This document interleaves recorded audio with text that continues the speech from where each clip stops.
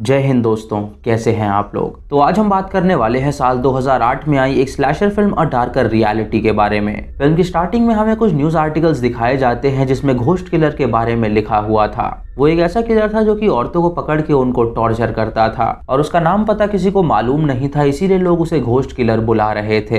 फिर हमें एक लड़की दिखाई जाती है जो कि उसके चंगुल में फंसी हुई थी। उसे उसने रस्सियों से बांध के लटका रखा था और फिर उसने कैंची से उसका प्राइवेट पार्ट काट दिया था जिससे उसे काफी दर्द हो रहा था। वो लड़की दर्द से जोर से चिल्लाती है और वहीं पे मर जाती है।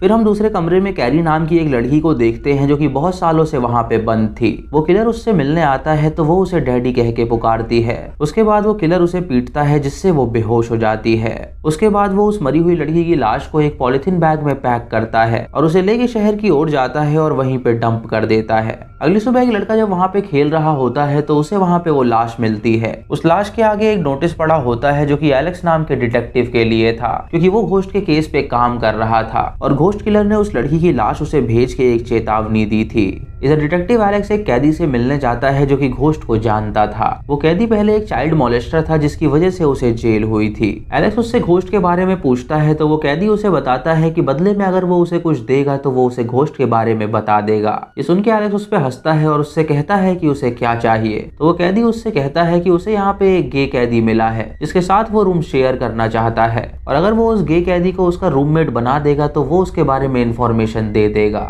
ये सुन के एलेक्स उससे कहता है कि वो ऐसा बिल्कुल नहीं कर सकता और वहां से चला जाता है। जब एलेक्स बाहर निकलता है तो एक ऑफिसर उससे मिलने आता है जो उसे बताता है कि कातिल ने उसके लिए एक पार्सल भेजा है जिसके अंदर एक लड़की थी जिसका चेहरा बुरी तरह कटा हुआ था, लेकिन वो लड़की अभी जिंदा है और हॉस्पिटल में भर्ती है। वो इस कातिल के केस पे अच्छा काम नहीं कर पा रहा है, इसीलिए उन्होंने डॉक्टर जेसी को उसका पार्टनर चुना है और वो दोनों मिलकर अब इस केस पे काम करेंगे। एलेक्स उससे कहता है कि वो अकेला ही ये केस सॉल्व करके रहेगा, तो वो ऑफिसर उससे कहता है कि उसे जेसी की मदद लेनी ही होगी। उसके बाद एलेक्स हॉस्पिटल जाता है उस लड़की से बातचीत करने के लिए, जहाँ पे उसे डॉक्टर जेसी मिलती है जो कि उसके साथ उस केस पे काम कर रही थी। एलेक्स उस लड़की से बात करना चाहता है लेकिन जेसी उसे रोक देती है और उससे कहती है कि वो लड़की अभी बिल्कुल भी बात नहीं कर पाएगी क्योंकि सालों साल कातिल ने उसका शोषण किया है और वो अभी इस सदमे से बाहर नहीं निकल पाई है, इसीलिए वो किसी से बात नहीं कर रही। ये सुन के एलेक्स को अच्छा नहीं लगता और वो वहाँ से चला जाता है। शाम को डॉक्टर उस विक्टिम से मिलने जाती है जिसका इलाज हो चुका था और जब वो उसके सामने आती है तो हम देखते हैं कि वो कैरी है जो कि सालों साल उस कातिल के कमरे में बंद थी। डॉक्टर उससे उस कातिल के बारे में पूछती है तो कैरी उसे कुछ भी नहीं बताती। वो उससे कहती है कि काउंटडाउन स्टार्ट हो गया है और अब एम्बर एम की बारी है। डॉक्टर उसकी ये बात समझ नहीं पाती और उससे पूछती है कि एम्बर एम कौन है, तो वो बताती है कि घोस्ट की अगली विक्टिम एम्बर नाम की लड़की होगी। जैसी उससे पूछती है कि उसे इस डिटेल के बारे में कैसे पता, तो कैरी उसे बताती है कि वो सालों साल उस पर टॉर्चर करता रहा है और वो ज्यादातर उसे अपनी क्लोजेट में ही बंद रखता था जिससे वो उसकी बात सुन सकती थी और वहीं पे उसे एम्बर नाम की लड़की के बारे में पता चला। उसके बाद वो याद करती है कि कैसे वो कातिल उसे ट्रीट किया करता था। वो उसे गालियां भी देता था और उस पर प्यार भी जताता था और जब उसका मन करता था वो उसे टॉर्चर किया करता था। जैसी उससे पूछती है कि एम्बर दिखने में कैसी होगी, तो कैरी उसे बताती है कि वो कातिल एवरेज लड़कियों को ही अपना शिकार बनाता है। फिर हमें उस कातिल का अड्डा दिखाया जाता है जहाँ पे उसने 3 लड़कियों को बंदी बना रखा था। उनमें सबसे समझदार होती है जीना जो कि वहाँ पे आई नई लड़की को शांत कराती है। वहाँ पे एक और लड़की होती है जिससे जीना की लड़ाई हो जाती है, तो जीना उस लड़की से कहती है कि वो शांत रहे वरना वो कातिल नीचे आ जाएगा। वो सभी अपनी आवाज दबा लेती हैं और रो के कहती हैं कि वो बस मरना चाहती हैं। अगली सुबह जेसी से मिलने एलेक्स आता है और उस केस के बारे में पूछता है। जेसी उसे बताती है कि उस कातिल ने अब तक 85 लड़कियों को उठाया है जिसमें से उन्हें सिर्फ एक ही सर्वाइविंग विक्टिम मिली है। वो न जाने क्यों सभी एवरेज लुकिंग लड़कियों को ही उठाता है और उन पर टॉर्चर करके वो उन्हें जान से मार डालता है। उनके हाथ उस कातिल की जनरल भी लग गई होती है जिसे वो पढ़ते हैं, जिसमें उसने एक इंसिडेंट के बारे में लिखा था जब उसने एक आदमी को जान से मार डाला था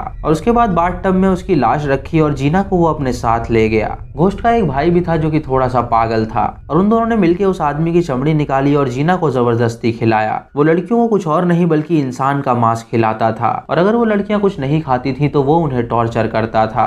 एक दिन उसने एक लड़की को जबरदस्ती उस आदमी की लाश से इंटीमेट करवाया और उसकी वीडियो टेप बना के उसने पुलिस को भी भेजी थी। तभी एलेक्स को उसके ऑफिसर का कॉल आता है जो उसे बताता है कि वो कैदी उसकी मदद करने के लिए तैयार हो गया है। ये सुन के एलेक्स वहां से जाने के लिए निकल जाता है और जैसी अकेले ही उसकी जर्नल पढ़ती है। इधर उस कातिल का भाई न्यूट एक लड़की की लाश के छोटे छोटे टुकड़े करता है और उसका मांस एक कागज में लपेट के उन लड़कियों के कमरे में जाके उनकी तरफ फेंक देता है। उस इंसान के मांस को वो लड़कियां नहीं खाना चाहती थी, लेकिन जिंदा रहने के लिए उन्हें वो खाना ही पड़ता है। जो नई लड़की वहाँ पे आई होती है वो उल्टी करने वाली होती है, लेकिन जीना उसका मुंह पकड़ लेती है और उससे कहती है कि वो यहाँ पे उल्टी ना करे, क्योंकि अगर ये बात उस कातिल को पता चली तो वो सबको ही जान से मार डालेगा। ये सुन के वो लड़की जबरदस्ती उस मांस के टुकड़े को निगल जाती है। इधर एलेक्स उस कैदी से मिलने जाता है जो उसे बताता है कि एक दिन उसने एक छोटे बच्चे को मोलेस्ट किया था और उसके बाद वो अपने वरांडा में जाके सनसेट एंजॉय कर रहा था। एलेक्स उससे कहता है कि वो यहाँ पे उसके क्राइम के बारे में नहीं जानने आया है, वो साफ साफ बताए कि वो उस कातिल के बारे में क्या जानता है। वो कैदी उसे बताता है कि वो कातिल सबसे बढ़िया आर्टिस्ट है और उनकी बात ऑनलाइन हुई थी और वो अपने क्राइम्स के बारे में बातें कर रहे थे। उन्होंने एक दूसरे के क्राइम्स की वीडियो भी शेयर करी थी और वो देख के उन दोनों को काफी मजा आया था। ये सुन के एलेक्स उससे पूछता है कि वो वीडियो अभी कहाँ पर है, तो वो कैदी उसे बताता है कि वो वीडियो उसके लैपटॉप में है जिसे उसने जब्त कर लिया था। ये सुन के एलेक्स अपने एजेंट से कहता है कि वो उस कैदी का लैपटॉप उसके डेस्क पे लाके रख दे, वो उसके अंदर कुछ जरूरी चीजें ढूंढना चाहता है। इधर में एम्बर नाम की एक लड़की को देखते हैं जो कि अपने घर जा रही थी और तभी घोस्ट किलर वहाँ पे आके उसे किडनैप करके अपने साथ ले जाता है। कुछ देर बाद जेसी एलेक्स को कॉल करती है और उसे बताती है कि उस कातिल ने एक एम्बर नाम की लड़की को किडनैप कर लिया है और उनके पास उस लड़की के नाम की इंफॉर्मेशन होते हुए भी वो लेट हो गए। एम्बर को उस कातिल ने एक बाथ टब में रखा होता है और उसके आगे जाली लगाई होती है। तभी वहाँ पे आता है तो एम्बर उससे कहती है कि वो उसे यहाँ से जाने दे, तो वो कातिल उसे चुप रहने के लिए कहता है और उसे बताता है कि सबसे पहला क्राइम उसने इसी बाथ टब में किया था। उसने अपनी ग्रैंड मदर को इसी बाथ टब में जान से मार के बुचर किया था। सुन के एम्बर रोने लगती है तो वो उसके ऊपर पानी फेंकता है। वो उसे एक पिलास दिखाता है और उससे कहता है कि अगर वो चुप नहीं रही तो वो उसके दांत इससे उखाड़ लेगा। ये देख के एम्बर बहुत डर जाती है और चुप हो जाती है। इधर जेसी कैरी से मिलने जाती है ताकि वो उस कातिल के बारे में और इन्फॉर्मेशन ले सके। कैरी उसे बताती है कि वो कातिल बहुत ही शातिर है और उसे पता था कि वो एम्बर तक नहीं पहुंच पाएंगे, इसीलिए उनसे पहले उसने उसे किडनैप कर लिया। वो उसे वहां पे आई एक लड़की किम की कहानी बताती है जो कि बहुत ही शांत थी और 25 दिनों तक वो उसका टॉर्चर सहती रही। उसने जब पहली बार मीट खाया था तो वो उल्टी करने लगी थी और किम उसकी उल्टी अपने हाथ में ही लेके पी गई थी ताकि वो जमीन पे ना गिरे और कातिल बाकी लड़कियों को ना मारे। तभी वो कातिल वहां पे आया और वो किम को बेसमेंट में ले गया और उसने उसे जान से मार डाला। जैसी ये सुन के हैरान हो जाती है और सोचती है कि वो कातिल कितना बड़ा ईविल है। जैसी उससे कहती है कि वो उस कातिल को जल्द ही पकड़ लेंगे और उसके बाद उसे सख्त से सख्त सजा मिलेगी।